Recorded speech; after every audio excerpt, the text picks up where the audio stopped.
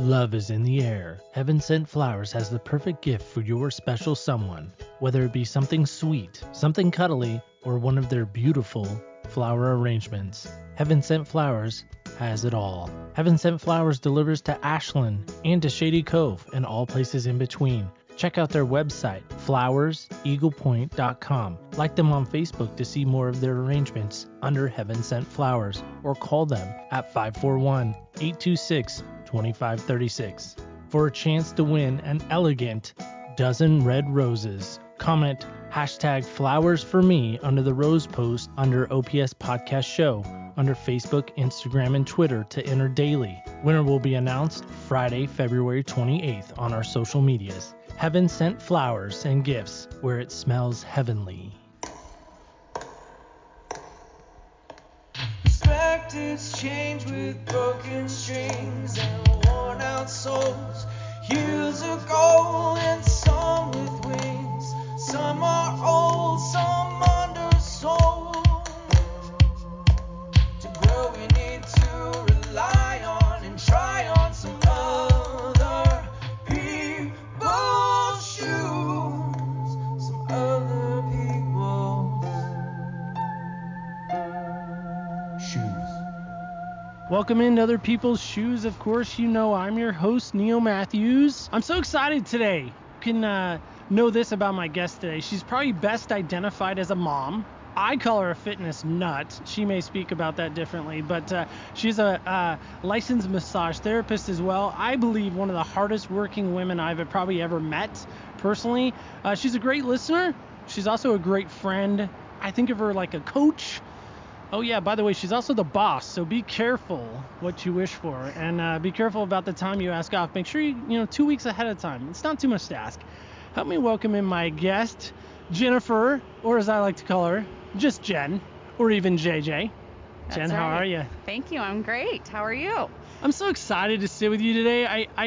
I love sitting with people I already know, because then I feel like it's this less awkwardness maybe. There's maybe a little bit of less of that. I don't know. Yeah. No, absolutely. It's just a conversation with my friend. Just a conversation. So Jen, I'm going to take us back in time. So when I first met you and really knew you, I didn't even think I met you then, but back in high school. Yes. We did walk the same hallways in high school. So with that, I always thought you were way cooler than me. I think I've told you this story, but just for the listeners' sake, I always thought you were way cooler than me. I mean, I remember the nose piercing you had, the purple hair, you had the Jeep. That was so awesome.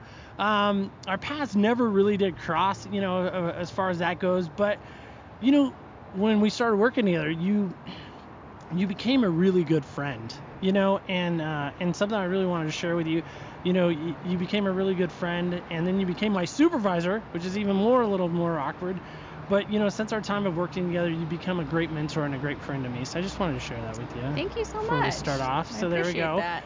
Yeah, absolutely. So, Jen, what size shoes do you wear? That's our favorite question to lead off with. Yeah, I'm a standard. Because if we're in your shoes, right, we got to know what size we're in. Standard women's 7, like the basics of all women.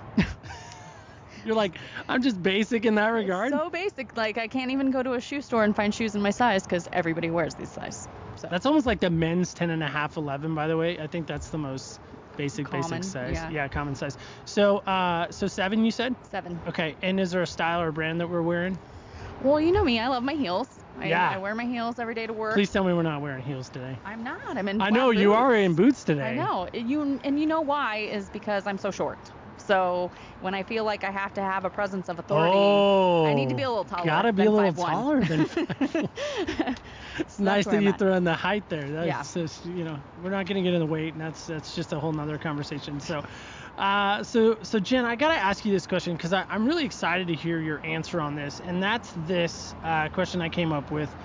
If you were a word, right, in the dictionary, how would you be defined? Well, my word of the next year to be defined as is intentional, but I'm not there yet. So right now, I would hope that people would say bold. Bold. That's what I've been working on. We have a really good friend that loves the word intentional. Shout out to John. Yes. I think every time he says the word intentional, like I cringe because I'm thinking, have I been intentional? Is he going to ask me if I've been intentional? And that is one of the reasons. So John and I have been having some really good conversations lately. Okay. And that is why I chose it for my word of 2020. So. Got it. So intentional, but right now we're working on bold. Okay. Mm-hmm.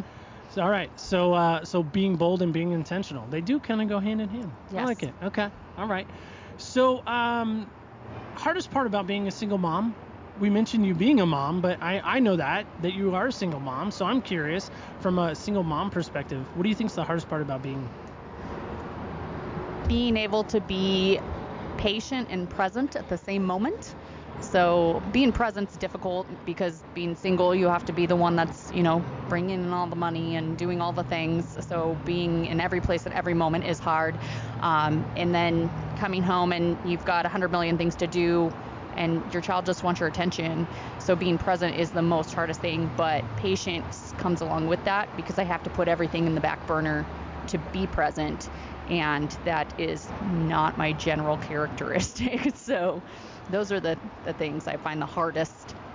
Yeah, I wonder about that because, I mean, I know a fair amount of people that are single moms, and I'm thinking to myself, how the heck do they do it? How do they manage, finances? How do they manage time? Not only kid time, but me time, or their time, right? How do they find all that balance? Where's the juggling act come into that? Yeah, that's a huge juggling act. So for many, many years, probably up to age 9, I just assumed I didn't have a life.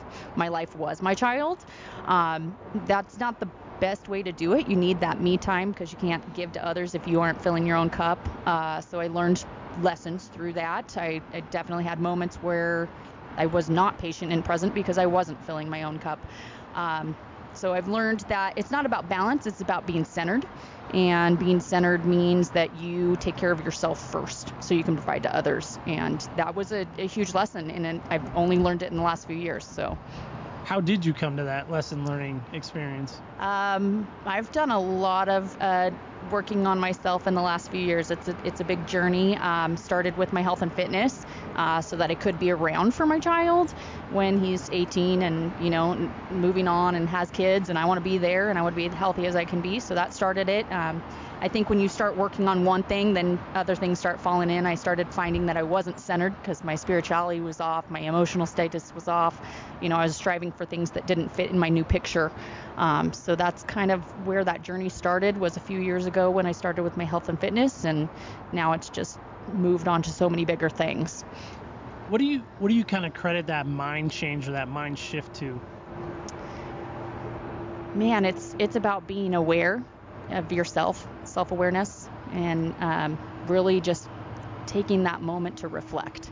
And I think that's the hardest part. So we start looking in and we don't want to look at it, and then we turn our attention to something else. But when I was, finding that I was had a clear mindset because I was eating healthy and getting the right amount of sleep and had so much energy from working out, that I could then turn in and say, what else is now causing me to have, whether it was a negative mindset or not reaching my goals. And then I could self-reflect a little better because I was having some leniency on how much I was putting on myself. Wow. That's some good stuff. So I'm curious. I know you're a hard worker, and we already alluded to that too at the onset. How many jobs have you had at one time that you're balancing? Have you done the count on that? At one time, 5. Yeah. That's the most. 5 at one time? Yes. How the heck did that happen? It's a juggling act. It's here's my schedule, fit it all in. I've got 30 minutes to get from one place to the other, and how many babysitters can I have to cover all of this? So 5 at one time. 5 at one time. What were you doing? Can you name them? I was serving at 2 different restaurants. Okay. I was massage therapy. I was working in the medical field and billing, and then I was also self-contracting, licensing physical therapists for insurance companies. So, and being a mom. Yep. If you count that as a job, I guess 6. Wow. So, yeah. I know there was a lot. That's why I was wondering. Yeah. That's fun. It's a lot. And how long did you do that for? 5 jobs I did probably for a good 6 years. So I didn't sleep a lot. And that's where part of my health and fitness journey came from, because I finally realized after that I needed to sleep and be a better person. So not drink so much caffeine. Yeah. I can't even imagine. I've done 3 at one time. And that's a juggle. Yeah. I I think I did 3 at one time, and then I went to school. Yeah. Yeah. Well, yeah. And Yeah. then Yeah. and then you have And your then I was relationship. volunteering. Right. Yeah. Yeah. I was Elizabeth and I were together in those days for sure. Wow.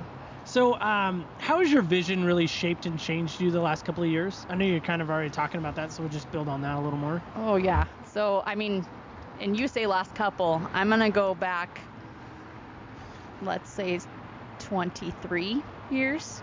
So my vision was, I've always been a growth mindset person, like everything I can do to be bigger, better, know more, and move on to the next phase is who I am. I mean, at heart, that's why I had so many jobs in so many different fields, because I just love knowledge.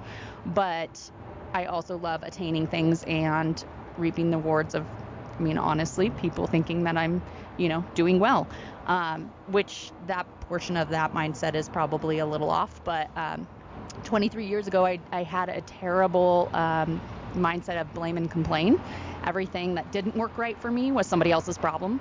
And so I think I started looking at that when I turned 19 or 20. So I started thinking there has to be a better way than this. Like, it's not anyone else's fault that I didn't choose to take the time to learn that thing, to do the better there, or, if a relationship failed, it's not just someone else's fault. I have a part in that too.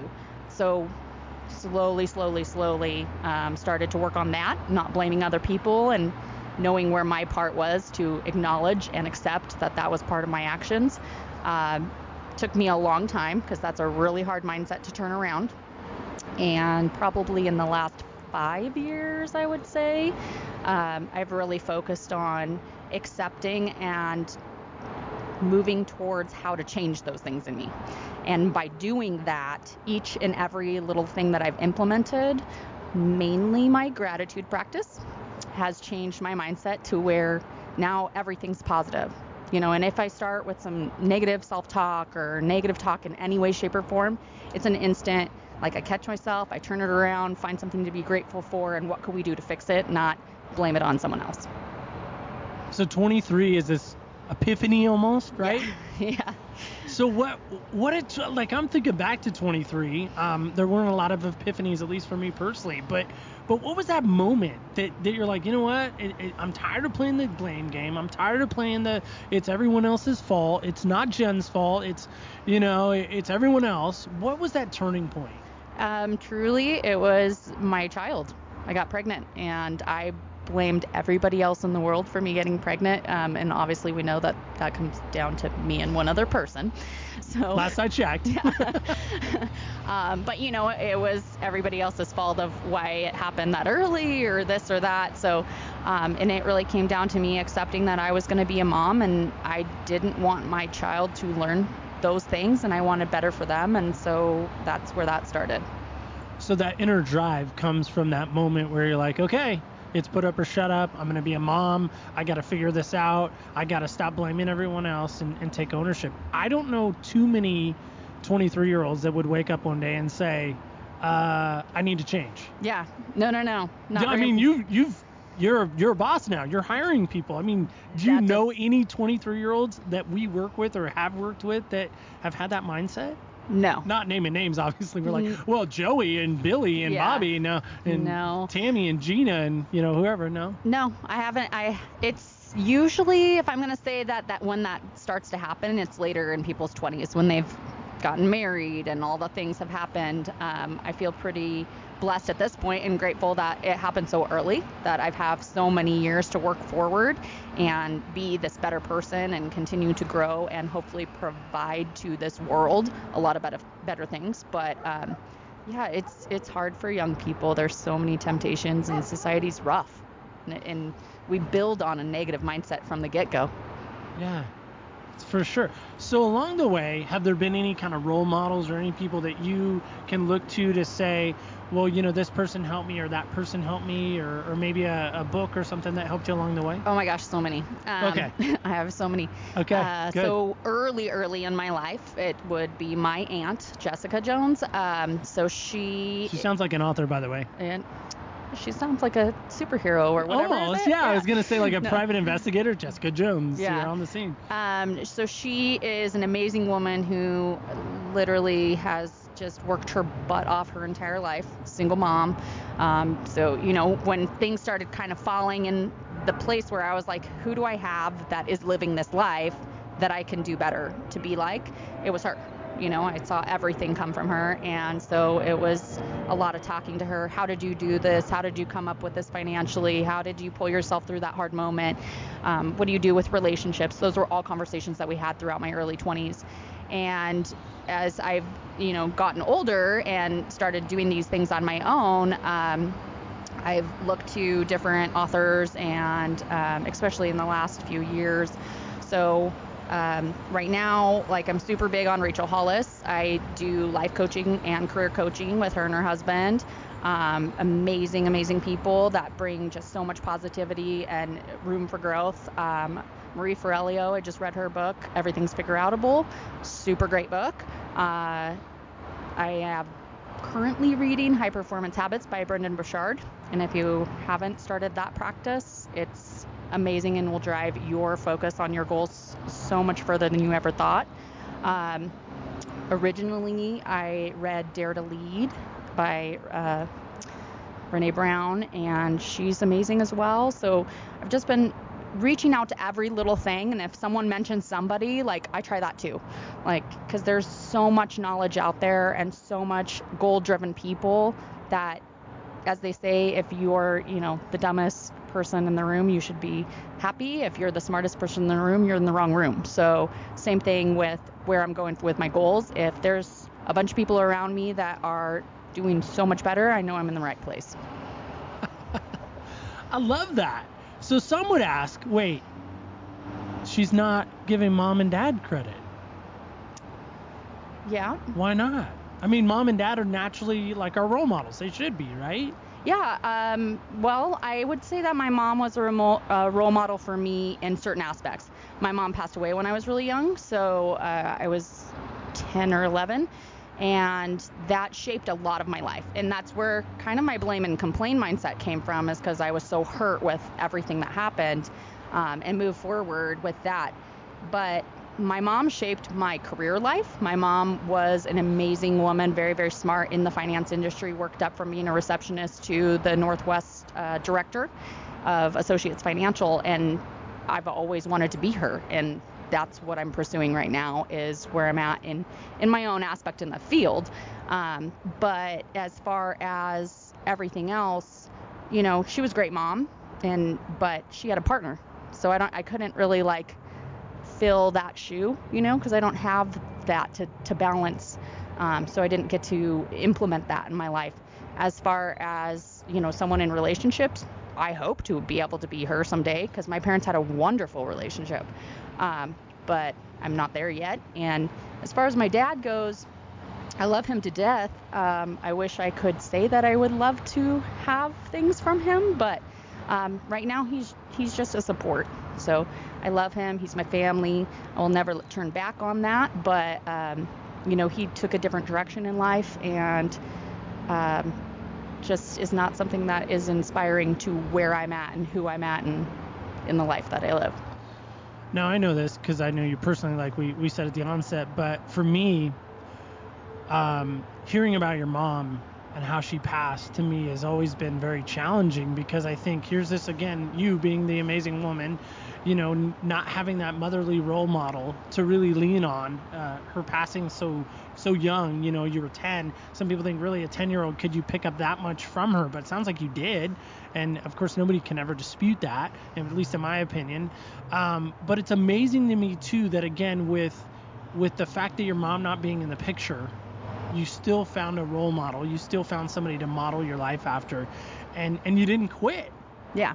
And you could have taken different paths, different roads, different whatever, but you chose to stay on the path to push yourself forward. To me, Jen, that's very notable and very commendable. It really is. I appreciate that. Yeah. And I think that comes down, there's a portion of things where naturally we're either, fixed mindset or growth mindset. I think I've always been a growth mindset person. So it was never that moment of hey, this all sucks. I'm going to self-medicate and do whatever I mean, because I could have easily done that, right? Gone into drinking, whatever, even at young age of 10, like, a few years later in junior high, people are trying to get you to smoke pot or whatever it would be. I just didn't choose to do that. Not to say I didn't do those things, because obviously we're all teenagers and experience life, but I didn't ever want it to get in the way of my dreams, because my dreams were always more growth. But I will say, when I was a teenager, there was a portion of that was always, hey, I really want my dad to tell me I did a good job. Like, I'm still a daddy's girl. I always was. Like, that's just what happens with girls, I think. But everything I did, it was, if I do the best here, if I get straight A's, if I'm the captain of the swim team, and he's going to notice me and he's going to tell me I did great. So. Did any of that ever happen? All those things happened. Oh, good. Yeah. Okay. Good. Yeah. Okay. I was going to say, man, I hope so. That'd be bad, losing your mom and then not having that great support system at home. That would have been tough. Yeah, I think I definitely go back to, I think I pushed a little harder than I probably ever would, because I got the, hey, you did a great job, when I really wanted a lot more than that, because I saw the way that my dad was like pouring into my brother. My brother does not have a growth mindset, never did, and he definitely self-medicated and worked his way through his grief process in a very different form than I did. And he's younger than me. So, I think my dad was able to kind of feel that, because they're both male, and seeing what he was doing. And I think my dad probably did some of those things when he was in junior high and high school, because his parents went through divorce and he turned to drugs and alcohol. So I think he saw himself going through that as well, and was able to kind of step alongside my brother, and thought he could walk that path with him in a different result in the end. So there was a lot more, in my opinion, love and attention that went to that direction. I don't think that that's how he feels about it, but I can't speak to his emotions. So. Sure, you can only speak about yours. Yeah. So I'm gonna walk very delicately here, because I know we can walk this walk hopefully together. But your mom died in a very unorthodox sort of way, right? Yes. It wasn't cancer. It wasn't it wasn't a car accident. No. She was murdered in a carjacking. It was an initiation for a 14-year-old boy into a gang in Charlotte, North Carolina. He fortunately was not the person that pulled the trigger, because I think that would have been a very emotional life event. Just going through that whole situation was probably a very emotional life event for him at such a young age. But the older gentleman that was part of the gang that came along for the ride to make sure everything went okay was the person who actually pulled the trigger. They did end up stealing the car and doing all the things that they did to get the money to get this boy initiated. And then 3 days later, the police found them and ended up shooting the man that killed my mom. So the 14-year-old went to prison. He was tried as an adult, and he's actually going to be released in October of 2020. Wow. Yeah. Do you have any desire to meet him? I don't have any desire to meet him. No, I was at the trial. I saw him then.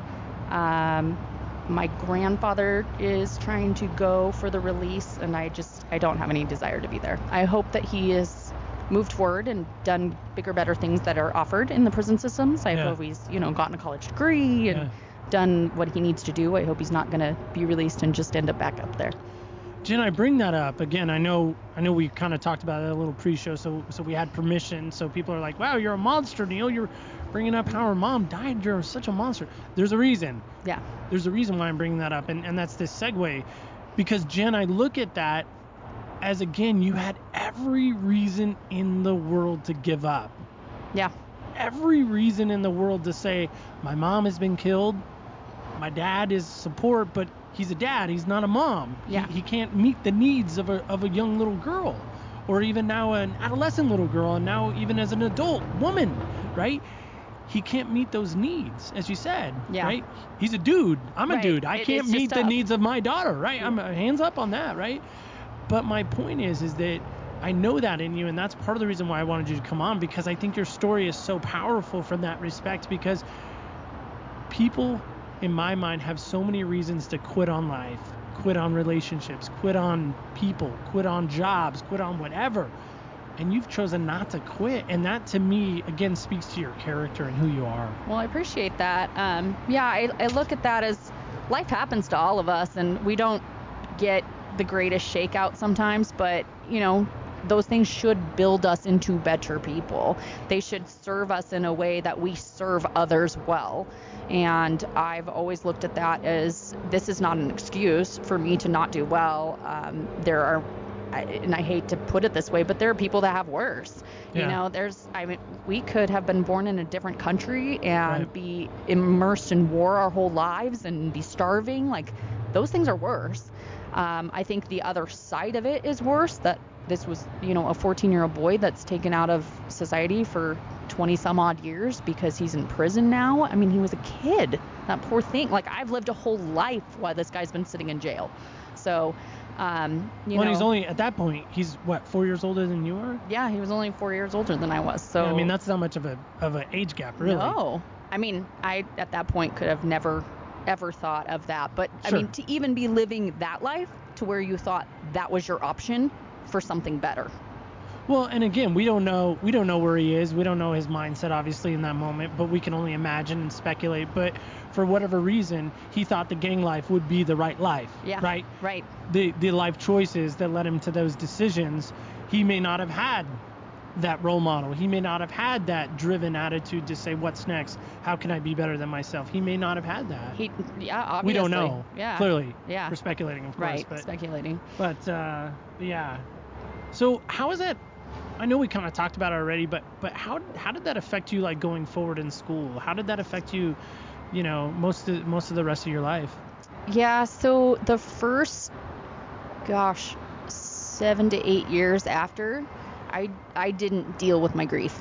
I was hey, we're picking up, we're moving on. I took over taking care of my household. My dad taught me how to pay bills. I did the dishes, I did what I could do as a child. You became a mom. I became a mom. Okay. I took care of my brother, helped him with his homework, all those things. And it was my way to kind of indulge myself without having to deal with the emotions, because I didn't know what to do. I did go to counseling. I've been in counseling since that day. And my therapists definitely have helped me work through that grief in my own way. I still have some post-traumatic amnesia, apparently. I don't remember much of my childhood up until that day. But, so to say the first 7 years, it just helped me, like, work really hard to do everything I could to not think about it, which was drive as best as you can to get straight A's, be the swim team captain, play band, get into marching band, get a scholarship to college, like all the things, work a job after school, have those friends that keep you so busy you're never at home. All of that was my high school life in the first 7 years after she passed. And then as I got into college, and that wasn't as easy to separate, because I was then going through my own other grief of, getting into college and losing your home life. And there's a lot that transition brings. It made me have to deal with my other grief. And so that's where I picked up and left and went to Hawaii. I thought I could run from all of it. And it would be just so easy. I'm in paradise now, and I don't have to think about any of that. And turns out that doesn't happen. So follows you, right? Yeah. It's with you no matter what. Yeah. And then I got pregnant with my son, and it was this whole monumental shift. I have to do all of these things for this little person who is going to rely on me to be there for him in every way, shape, and form, and he cannot have someone who fails him. So. Do you feel like a failure in any way? No, not at all. I am far beyond where I ever would have been if I wouldn't have sat down and dealt with all those emotions and the things, and I'm still just as productive as I was before, but with a different drive now. Yeah. Again, Jen, you've always fascinated me from that respect, because I think from a young age, facing that, dealing with that, and then, figuring out how to make it through life, navigate life with, little to no direction for the most part. You mentioned your aunt, but there wasn't that, not like she was living in your house, right? No.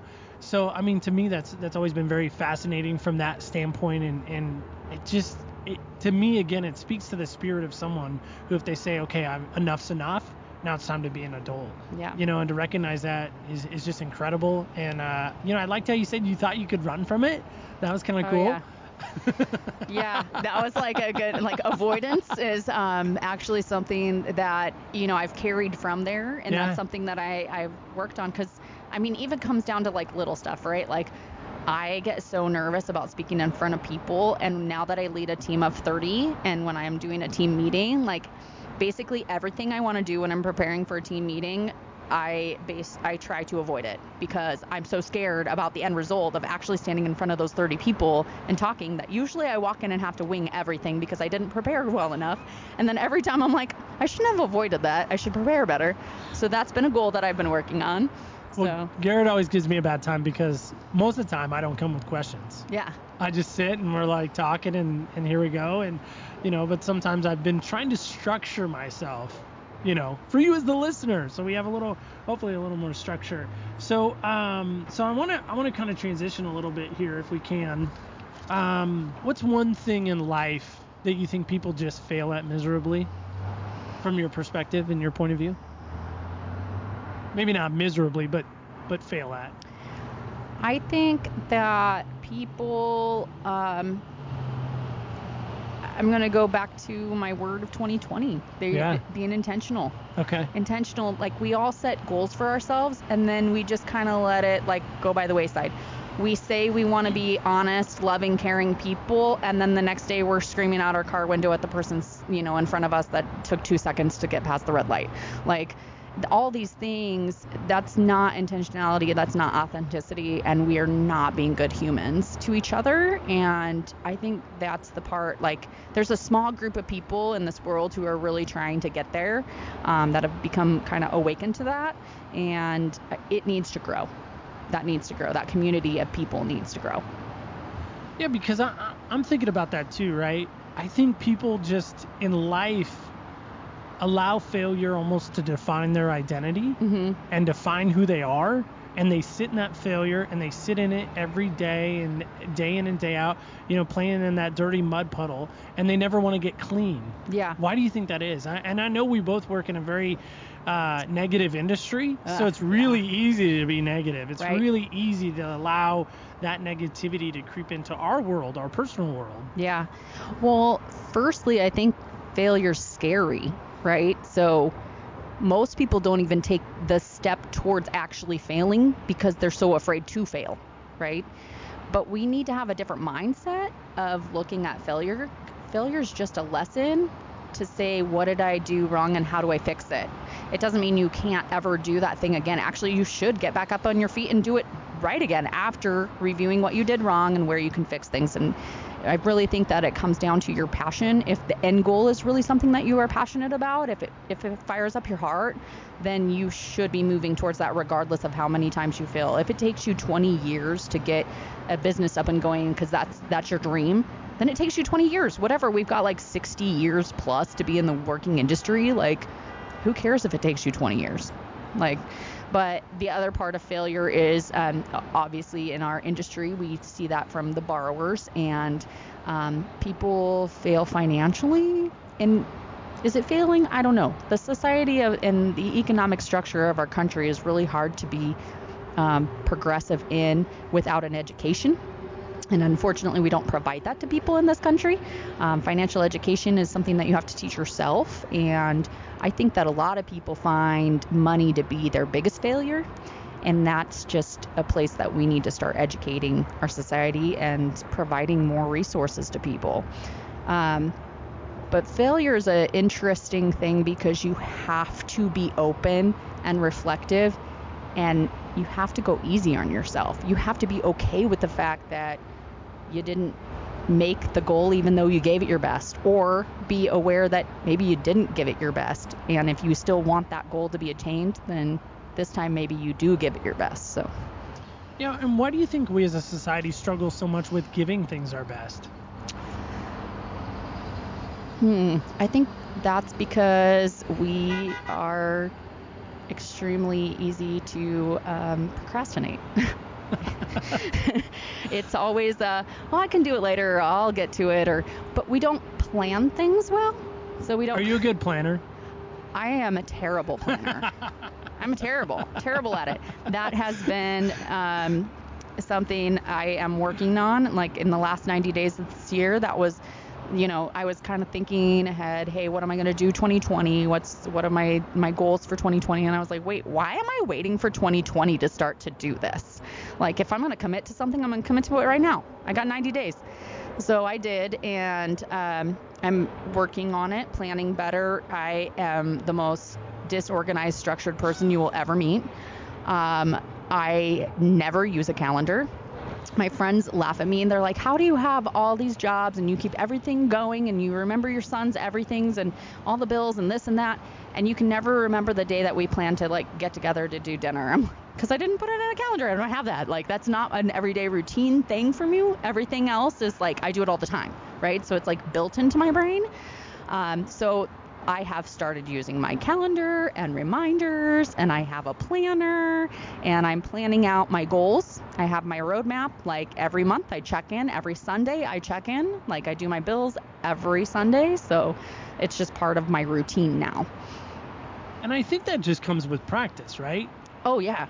Yeah, like, you can't just like wake up and be like, okay, I'm going to be organized today. I got a calendar. I got a planner. I got a journal. I'm going to be great. It will take you a year plus to get that like ingrained in your routine. Right. Like, you have to think about changing routines. Routines are such a thing that we as young children, routines are so important, right? And as we grow, that doesn't change.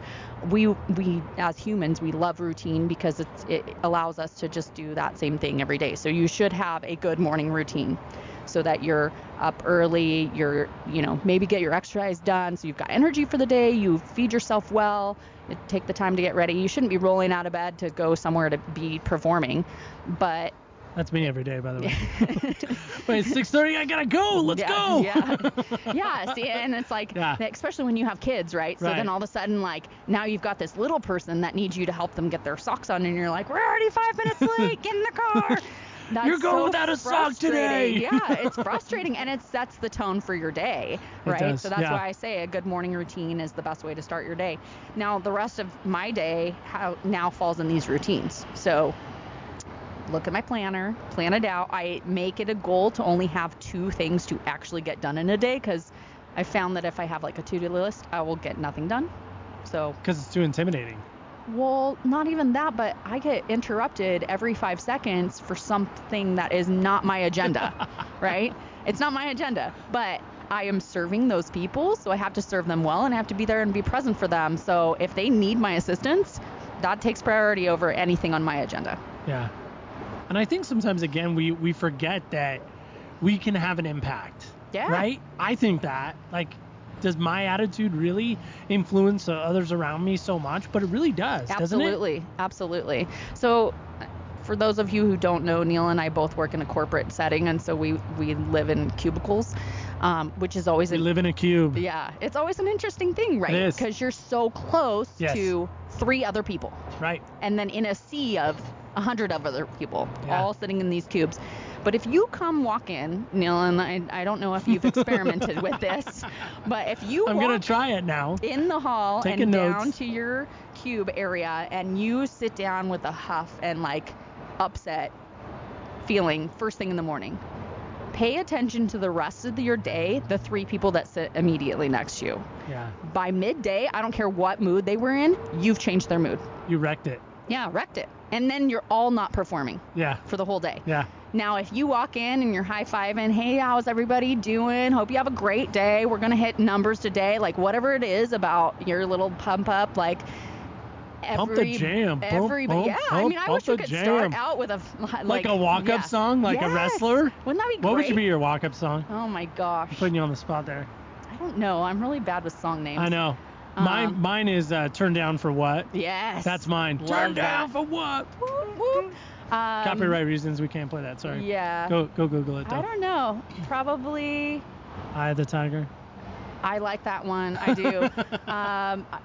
I don't know. It would probably be like a Beyonce song for sure. She All the single ladies. Yes. No, something a little more fiery than that. I don't know. I'll have to think about it. Yeah, you'll think on that one. But I get what you're saying, because I think so many times, and I actually did this at a retreat, not knowing I did it. Years ago, I was at a youth retreat, and I was asked to be a speaker. Well, our cook had made pancakes. And I hate pancakes. I know it sounds weird. Like I'm going to get hate mail. People I don't are like pancakes either. Why so. do you hate pancakes? All right, Yeah, high five. yeah. We're pancake haters. It's like a weird breakfast food. But my mom made them every Saturday. Now my mom's going to send me hate mail, but she made them every Saturday, right? And so now as an adult, somebody's like, hey, do you want pancakes? I'm like, please no. Anything but pancakes. But anyway, back to this retreat. So I'm a speaker at the retreat, so they let me eat first, which was nice, right? Because Yeah. I'm going to go speak. And I get to the front of the line, I'm like, oh, pancakes? Like, Yeah. seriously? Like, anything but pancakes, right? And by the time it got to the end of the line, like, people were ready to riot. Because they were like, oh, I hate pancakes. They were up in arms. And nobody would have cared. Nobody would have cared, you know? And so the cook comes to me. She's a good friend of mine, and her daughter has actually been on the show. And she comes to me, and she says, next time you don't like something, keep it to yourself. Yeah. She's right? like, do you know what massive chaos you caused? And I'm like, no, I wasn't aware. And she goes, you did. Yeah. Shut your mouth. Right? So it's the same idea, right? Yeah. Well, and same thing like we tell our kids, you know, I mean, I remember my parents telling me, and I've told my son, I don't care where we go to dinner. If you don't like it, you just don't eat it and don't say anything about it. But as kids, they don't know how to turn that filter on, right? No. And so instantly they're like, what is this green thing on my plate? Oh, peas? I Yeah. hate peas. Right? Exactly. It's okay. You don't have to eat them. I'm not going to eat them either. Yeah. So what's one lesson you hope your son learns from you? I hope that, I mean, man, if I could choose just one, I mean, there could be multiple, but I just... work ethic. Ooh. That's my biggest one. It's my biggest frustration with young people these days. Like, and I hate to generalize and stereotype, Sure. but I'm gonna put it Not out the millennial there. age. We're not saying that. I'm not saying that. I'm gonna say people that are under 27 have a really interesting mindset that they don't need to work very hard. Like, they don't have to show up. Like, showing up is the hardest part. If you show up and don't give me 100%, I'm way happier that you're here than that whole process, right? I'd rather you show up every day and give me 70% than show up twice a week and give me 100%. Like, that does nothing for me. Half of it is just being there, and I think hopefully him watching me have 5 jobs, 3 jobs, 2 jobs at a time, now that I'm focusing on one job, but I give it 60 plus hours a week. Like, I hope that he learns that from me. Like, it's not about being there to make the money. It's never about money to me. Like, yes, I have to feed him and pay my rent and all those things. To me, it's about what am I learning, who am I serving, and how am I doing better, and where's my growth coming from? Because why else would you go somewhere and spend, it's not a jail. Like, you can go to any job you want to work at. Any job out there. If you want to flip burgers, cool. If you think that's the thing that's going to give you passion, love it. Do it. But if you're just doing it because you're there for a paycheck, that's not where you want to be. Well, and again, I think you're onto something there, because I think, again, so many people have this idea that they're entitled to something, right? Well, you don't know who I am. Yeah. Well, do you realize the degree I have, or this I have, or, you know, whatever I have, so therefore you should give me, and they're not really wanting to send it back out, right? Yeah. Well, and I just see it's so interesting that people will come in and they're like, hey, or just even the people that are there and giving me the 70%. Like, I'm glad you're here, and I hope that I can inspire you to give me 100% every day that you're here. That's my next goal with you.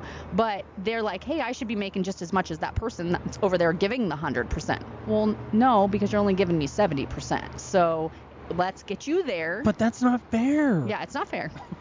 It's not fair. It's life. 2 words I hate: not fair, and I deserve that. Right?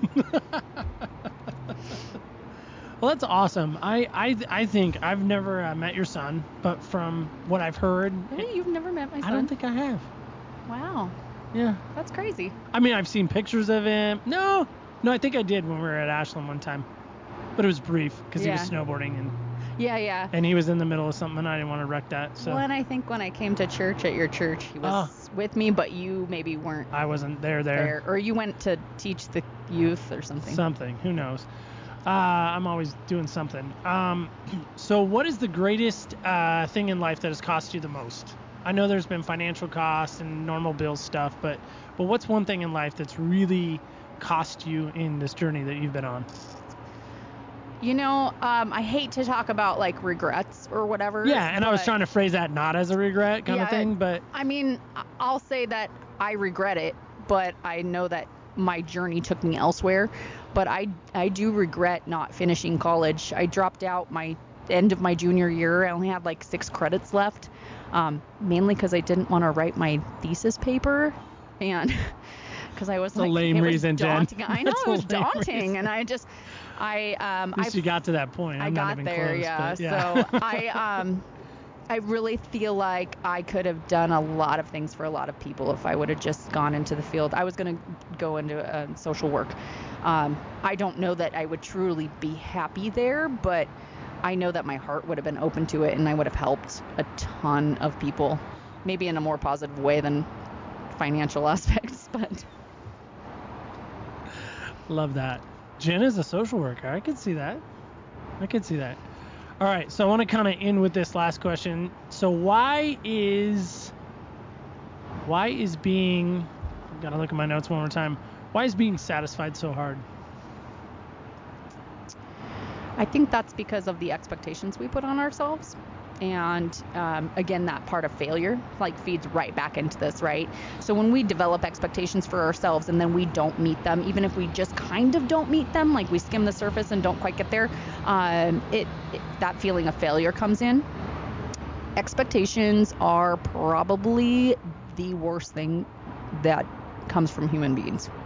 We can't have expectations for anyone other than ourselves, and so often we put expectations on other people, like, well, I did this for them, I expected them to do it in return, and then all of a sudden we're angry and all of that comes up. So I really think that when it comes down to answering that question, expectations is what I would say.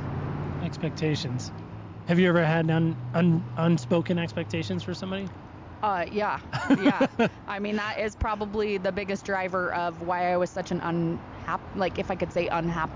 yeah. Like, because you're constantly feeling defeated, right? Because nobody's living up to your expectations, and then you kind of get down, and it's this whole struggle of this cycle of, well, everybody's so terrible and selfish and this and that.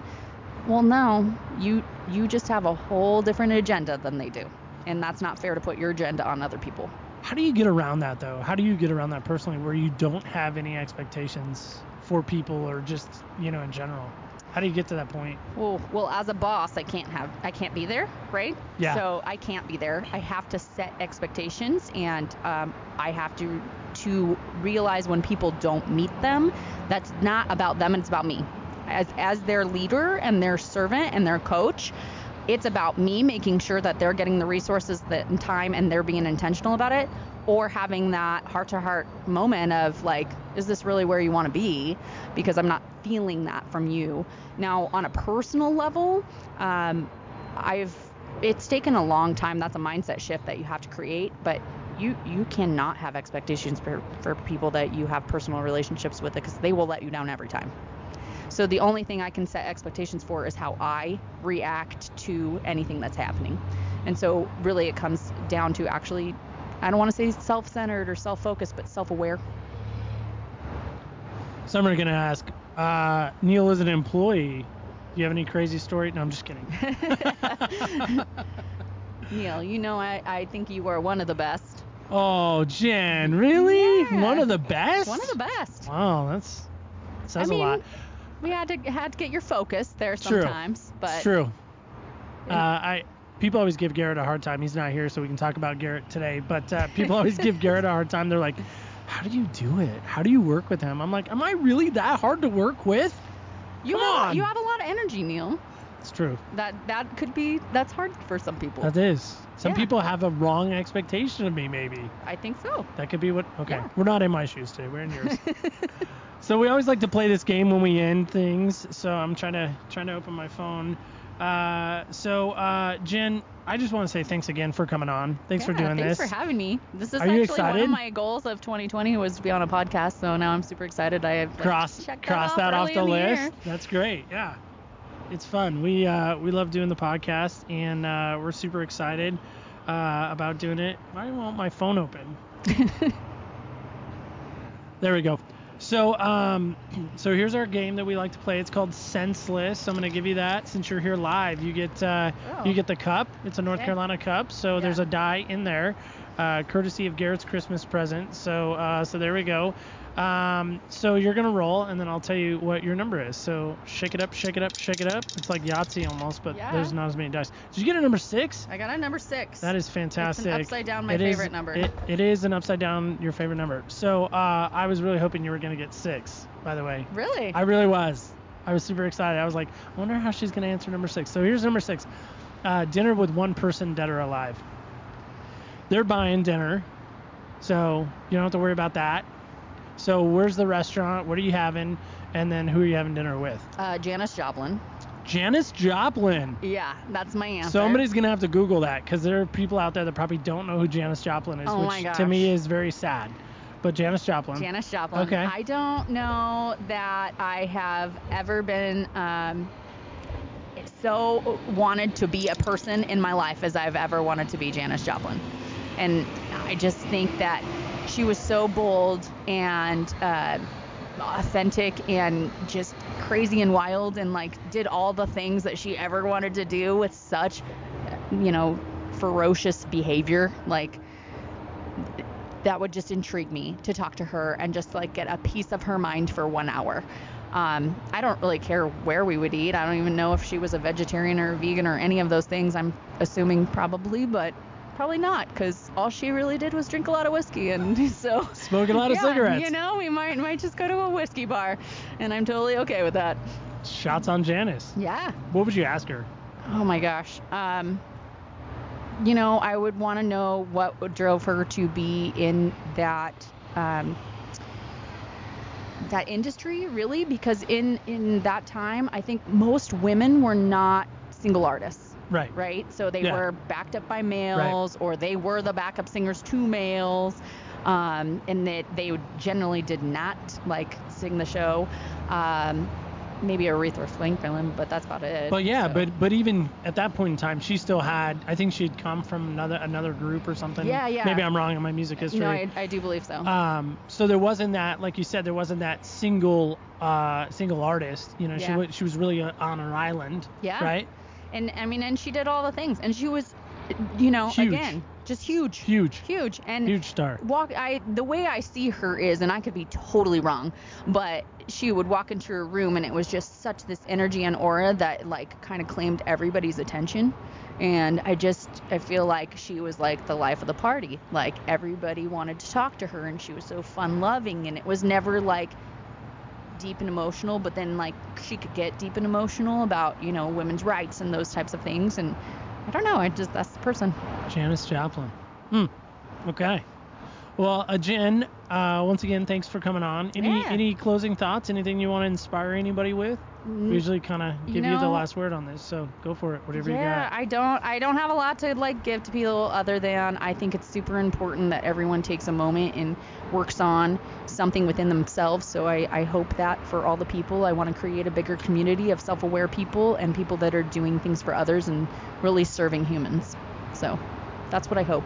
No, I think that's a great platform to talk about, right? Yeah. And Jen, you're not famous, right? Nope.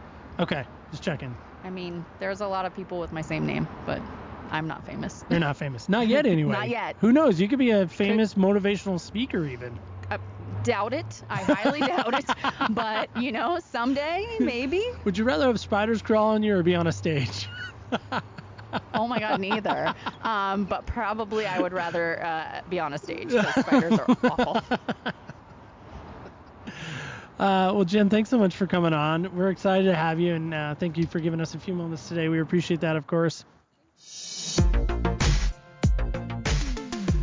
Well, this, of course, has been Other People's Shoes. I hope you got some perspective today. I mean, that was my goal, right? That's our goal every day. Is what are we going to do with it? What are we going to do with what we heard? How are we going to have it change and impact our lives? It is 2020 after all. Have you already fallen off your New Year's resolution? I hope not. If you have, we heard today failure's not a bad thing. Just pick it up and start going again. I want to again thank my guest, Jen, for coming on. Hopefully she inspired you. Hopefully she encouraged you. I know I felt a little encouraged and inspired. Stay tuned next week as we're right back here Wednesday for another exciting episode. You won't want to miss that.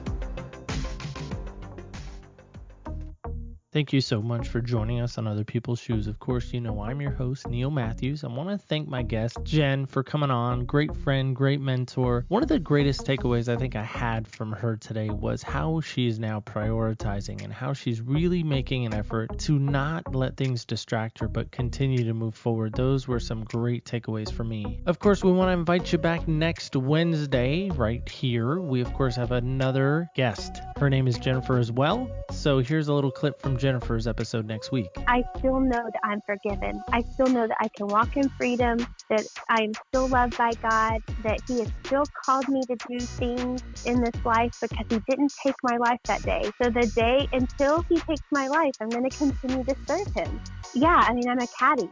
I'm a caddy, but I'm a wife and I'm a mother, and I am a Jesus follower. I'm a believer.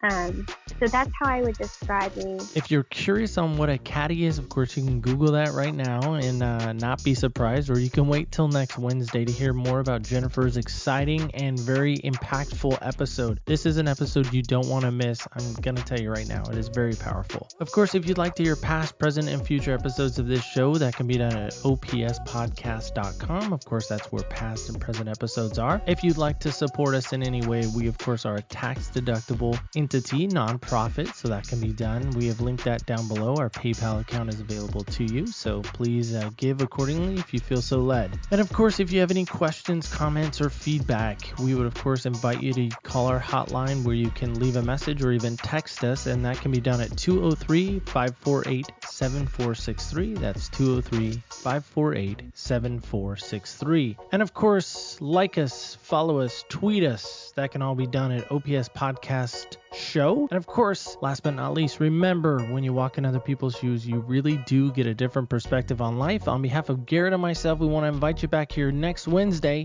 as we try on other people's shoes. Until then, have a great week.